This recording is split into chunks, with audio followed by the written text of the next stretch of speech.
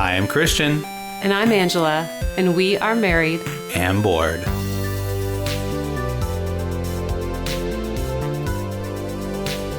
It's day 4. You are on Thursday. You're almost to the end of the week. And you're hanging with us for episode 4 of the holiday special. And if you're not listening on Thursday, you hope it is. Yes. I mean, you can listen to this episode anytime you want. I didn't mean to exclude people. No, I know what you mean. All right. Well, we are back, and in an effort to make all these games a little bit different, we are going to be recommending another gift for people in your life this holiday season, and it's different than all the other ones we've talked about. Just to recap, we've talked about chicken. We've talked about the search for games. Yes. And where is it? And then we just talked about yesterday, fika. I hope you had some coffee. And now we are talking about the one-night games. Most commonly referred to as one-night werewolf, but there are a lot of iterations of this, like superheroes and vampires and aliens. Yeah. There's a bunch. So we will be talking about one-night werewolf, which is, I think when we were just looking into this, it was back in 2014 is when it was made. This is an oldie, but a goodie, as we will let you know as we talk about the game. But Angela, do you want to explain if those who don't know what One Night Werewolf is? Sure. So One Night Werewolf is a social deduction game. It is for 3 to 10 players. Everyone gets a role, and at the end of the round, you want to, if you are a werewolf, you want to kill someone in the village. And if you are someone in the village, you want to kill a werewolf. And those are basically the teams. So you have we use an app, or someone could like run it, I guess, and read the script. There is a script that comes with it, but the app is primo. And so you do a series of steps. And that I think that's the nighttime. And then in the day, you openly discuss and accuse and such. It's like mafia, you know? Yeah, definitely. The goal of the werewolves are to stay alive and kill the town before they get caught. Exactly. So this is, as we said, for 3 to 10 players. It takes just a little over 5 minutes, so it's real quick. Yeah, the app, if you use the app as a part of this game, the app will actually give you a time limit if you want to. I would suggest putting some sort of time limit on it, because some of these arguments and, quote, conversation, they can become heated. They could go on forever, really. Right. So putting a time limit on it is suggested by Married and Bored, Christian and Angela, that's us. Trademark. Just to make it more enjoyable and to come to a conclusion quicker. And this is one where you could get the upper elementary and older kids involved. Sure. So it's not a hard game to learn at all.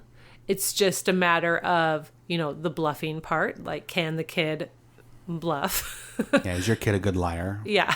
And if they are, keep an eye out. Play this game. Yeah. So it like the accessibility is super, super low bar. Entry to learn, easy. But then it's about, your skills in deducing who people are. Yeah. Okay. So why do we love this game, Christian? I think we love this game because for me, it's the player count. If you have like that odd number of players, not number odd, but like most games don't have a 7-player count. Yeah, and it's just like, well, we can't play any game with 7.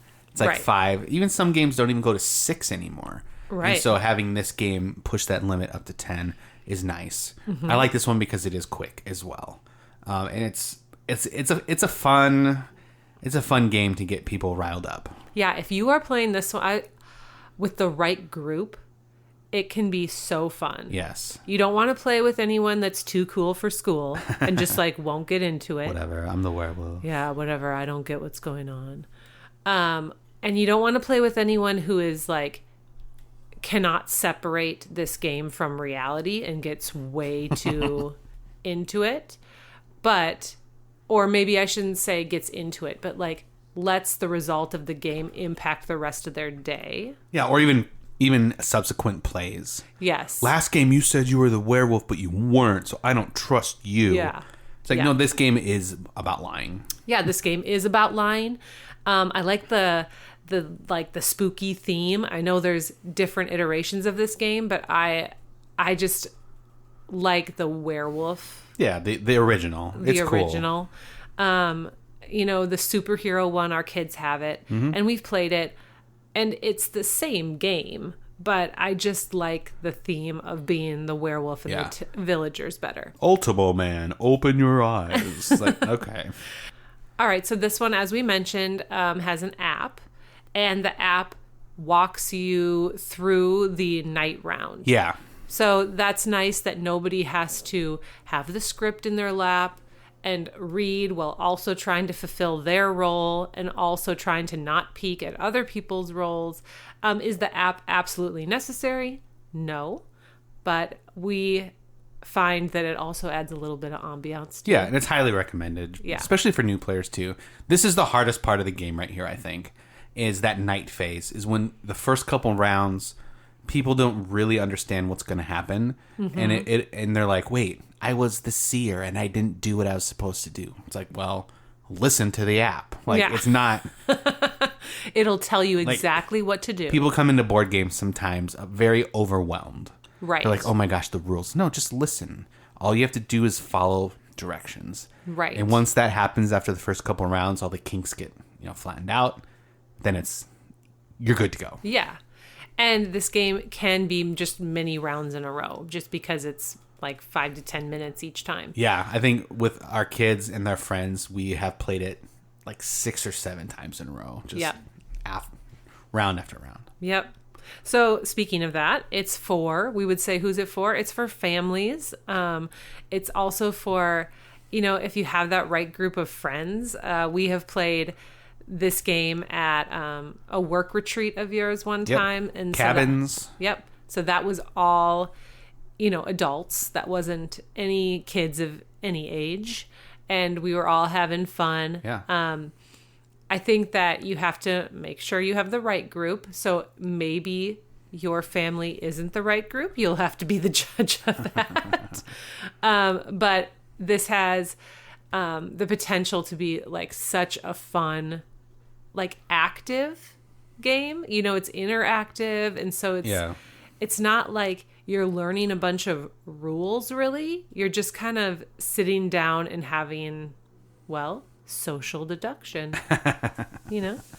So this would be like a fun one to have over dessert or whatever after a meal. Yep. You do want, it does say 3 to 10. I don't know. I would say 5 to 10. Yeah, we try to play this with 4, and it just doesn't work. Yeah. I mean, it works, in quotes, but to get a fuller experience, you're going to want 5+. Yes. 10 is awesome. Mm-hmm. So much is going on, but your sweet spot, 6, 7, 8. Yes. I would agree. Don't expect a full experience at 3 to 4 players. No, and unfortunately, a lot of times we play, it is at 4 at our house because we have 4 people in our family, and the kids love it. And Angela and I are like, well, you're the werewolf. Yeah. Because we know, and it's not her or I. Yep, it's very tough for them to lie to us. Yes. At least at this age. Yeah, which is great. We're coming up into the teens, so hold on tight. This one, you can get pretty much anywhere. You can walk into Target and get it. Yeah, this one is a rare one. Not a rare one, but it's one you can get at Target. You can obviously find it on Amazon. Yep. You can find it at most like Barnes and Nobles. I don't know about our local game store having this one. I would say if you can't find it at your local game store, I guarantee they have one of the variants. They have to have something. Yeah. And there's even like One Night Werewolf Legacy. There's so much going on with this. And this is by Bezier Games. You can get them. You can get it from their website too. And it's around $25, $30, depending on where you're purchasing from. Yep. some people are really into party games. Mm-hmm. We're not. Like we play them and we have a handful of them. Obviously, this one. But yeah, if you're playing party games with friends and you haven't played this one yet, you got to play it. This is a great one. Yeah. So just be prepared. It can start fights. You just want the right combination of like loose enough, but not so loose that no one cares. No one cares. Yeah. So you just want strike a sweet spot. There you go. Yeah. The One Night Werewolf sweet spot. Yeah. And what could be better way to prepare for Santa than spooky werewolf games? Spooky werewolves. They go hand in hand. Absolutely. Anything else you want to say about One Night Werewolf? No, I think a werewolf tip that I would say for this game is it needs to be very quiet in the room, and sometimes like not maybe in the room, but like it asks you to like look at other people's cards. And so something that we do is we started like tapping our hands on the table while the nighttime phase was going on. Yep. And so like if I happen to look at Angela's card and then maybe drop it, she doesn't hear it as readily and be like, "Oh, someone looked at my card." Yep. Just so we tap on the table. So that means like you have to continue tapping even if you're the one like it's kind of annoying, but it does help. Or put on music. It's just harder to hear what the app's telling you. It's just like, again, you have to find a sweet spot. There it is, the moral of the story. And obviously, I don't think we talked about it, but it's a very compact game. So there's no game board. No, there's like 13 cards. That's it. And that's it. Because everyone just gets a roll. But if you do play it on a full moon, I think everybody is a werewolf. Wow. Yeah. I've never had that happen. Interesting. You guys should tell us if that has happened to you. I was going to jump right into my holiday Christmas question for you. What do you got? Now, if you remember yesterday, you stole my question time. Yeah, I flipped the script. So I'm going to have you talk about... You had me talk about Red Lobster. I did. Can you talk about this tradition in your family with the talent shows? The talent show? Yeah. I don't know I don't think we're the only people who do this. No, you're not. And to be honest, we haven't done it a lot. But we've done it a handful of times, especially when we were kids. And they were some of our funnest cousin memories come from that. Tell us what it is. It's just the kids in the family had to do a talent show for everybody when we were growing up. And so I don't even know what I did. I can't remember. I probably played piano or something like that. Because did you ever I was like, team up with your sister? No, she probably wouldn't let me do that.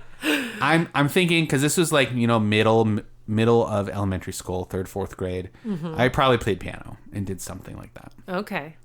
Maggie, my sister, she probably sang something. Yeah. Or maybe I played something and she sang to it. That's a very big possibility. You've done that before at weddings? Yep. And so, again, like all the cousins went through. One of our cousins just kind of like they read a poem, like a Christmas poem. Okay. And that was their talent. It wasn't like, it doesn't have to be a true talent. Like Miss Universe talent? You can just go up there and perform something. If it's like reading a Bible verse, if that's your thing, or a poem like we did. But one of my cousins, the brothers, they did a Little Drummer Boy, and it was just, they were like, I don't know, 5 and 4. Oh my! And they were just so funny because they would say, what did they say? Like "karam kung kung kung" or something like that instead of a rum. And it was just very funny, and we all remember that. And then a few years ago, we did one for our family. We did a puppet show. Yes, we did. And Angela read a story, and then the kids and I hid behind the chair with puppets of the characters who happened to we just cut out pictures of people in our family. Yeah, so the heads were the people in our family. So like the 3 wise men was like my uncle, my dad, and my grandpa. Yeah. Something like that. So that's what we do. That's what we've done a couple times. And my mom wants to implement it this year. Yes. So are you already thinking about your talent? Well, I'm looking around the room and I see my guitars and I'm like, I don't even know any Christmas songs on guitar. Oh man. So you better get to work. I know. Did you ever do anything like that? No talent shows? You did the lobster thing. No, I was the talent in my family. Oh, whoa. Watch me crack these crab legs, guys. No, nothing like that. Okay. I mean, I have half brothers, but they're 14 and 15 years older than me. I see that. So I was essentially an only child. So there wasn't really many people to share talents with. And then the cousins, I think there's like 9 of us. So like there's a bunch of for younger you, kids makes that had total to go through sense. it. Yeah. All right, guys, tell us. Last time I mentioned you could write into our P.O. box. That was a joke. Please tell us, get in touch with us on Instagram, or you can go to our website, marriedandbored.com, and fill out the form. We would love to know if you had a family talent show, and also, what was your talent? Or if you had to do one today. What would it be? Yeah. What would it be? All right, guys, until next time. Bye.